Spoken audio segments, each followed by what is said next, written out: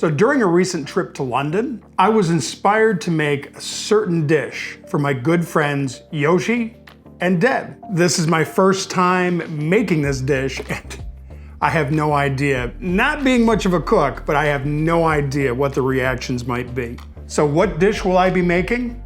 And what reaction may I get from Yoshi and his wife, Deb? Stick around and find out.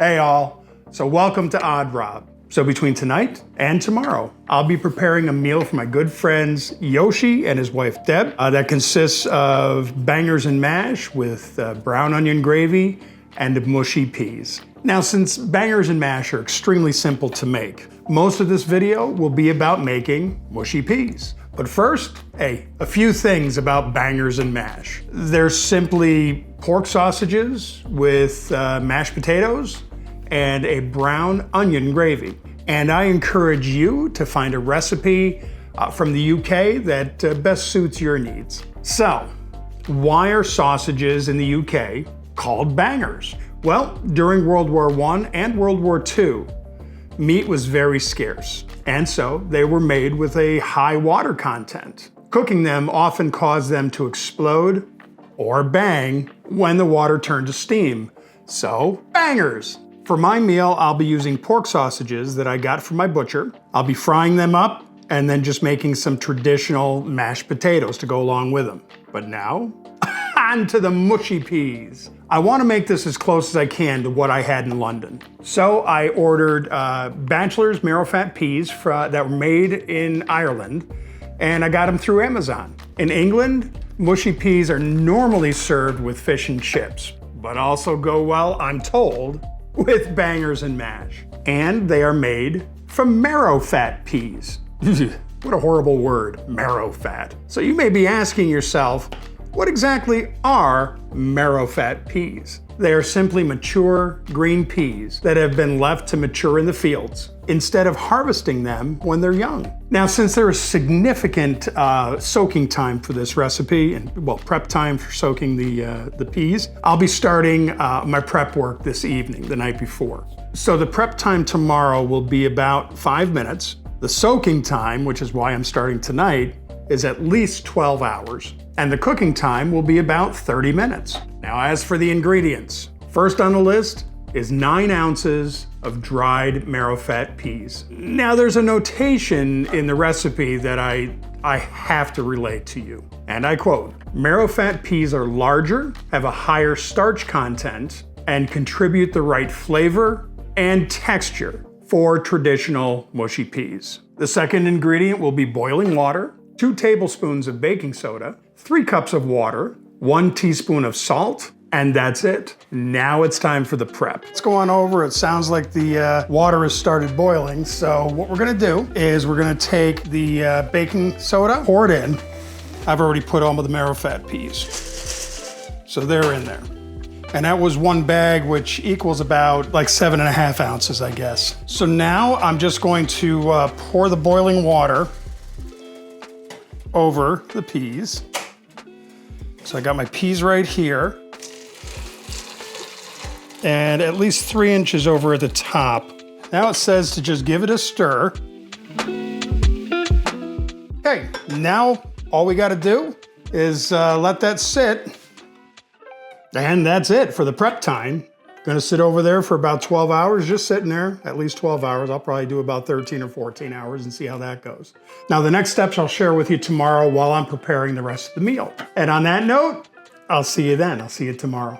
All right, guys, so it's the next day, and here we are back at the marrowfat peas. Let's take a look at them. There they are, about 16 hours of soaking. And it's now time to drain and rinse the peas. There we go. Pour them out into the strainer, and we're gonna rinse them. Didn't say whether it was hot water or cold water or what, so we'll rinse them off good here. Oh, I don't know anything about peas, so this is all new to me. All right, I'm gonna let those dry so I don't get nonsense all across the room. So now I'm going to take the peas and I'm going to throw them into a pot that has about 3 cups of water in it. And I'm going to bring that to a boil. So let's put that up. All right, so you leave it off, leave the cover off for now. And then once you bring it to a boil, you're gonna cover and reduce the heat, I believe to medium low. And then you simmer about 30 minutes. Now, one thing to keep in mind, while it's simmering, go ahead and stir it every few minutes. I guess that helps it to break down.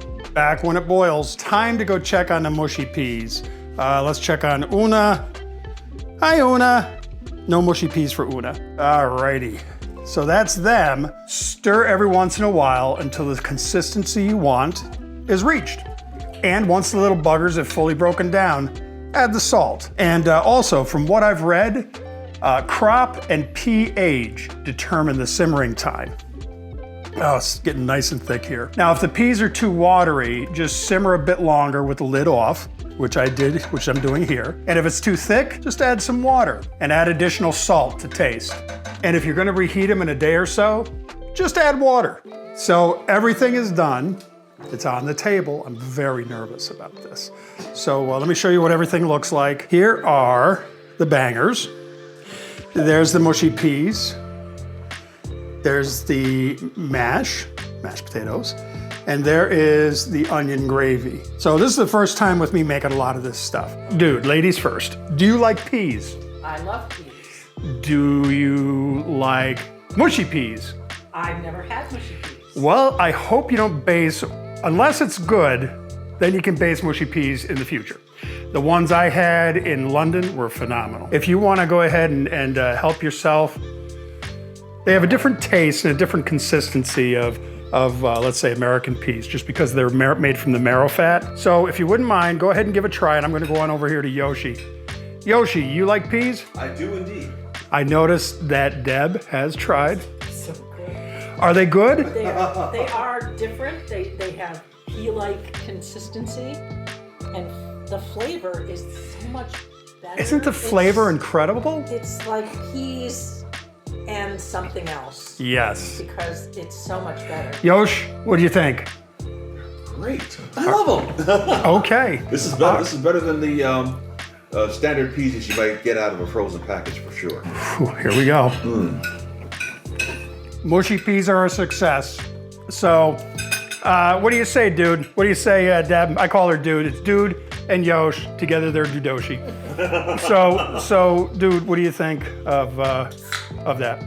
These are so good. All right. Hopefully. I want to make these myself all the time instead of regular peas. You know what? I'm going to send you home with a bag of Marrowfat peas if you'd like. And that gravy is the brown gravy, traditional from what I understand. It has onion and a little bit of garlic that I sauteed prior. And just let me know what you think about everything. And then I'll sign off and we'll enjoy our meal. Let's see. The gravy is great. Is it? The gravy is great. I mean, the potatoes with the gravy. Is it great, V? Yosh, how's your stuff? Did you try the banger? Mashed potato? Everything good?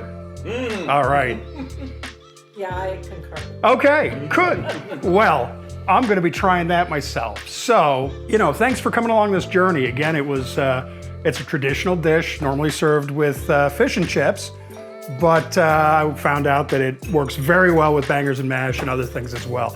I guess meat and starch and mushy peas. So listen, if you've enjoyed this video, found it useful in any way, go ahead and hit those like and subscribe buttons down below. It certainly helps the channel grow. While you're there, I'd really appreciate and would love any comments or feedbacks you might have. Hey, you been to London, had some real stuff? Are you from London and had the real thing? Let me know how this went and if there's anything I should do differently next time. And so, until next time, thank you so much, Dudoshi, for trying out the stuff. My cooking leaves a lot to be desired sometimes, but I guess this was a success tonight. So until next time, stay safe, stay well, and by all means, stay odd.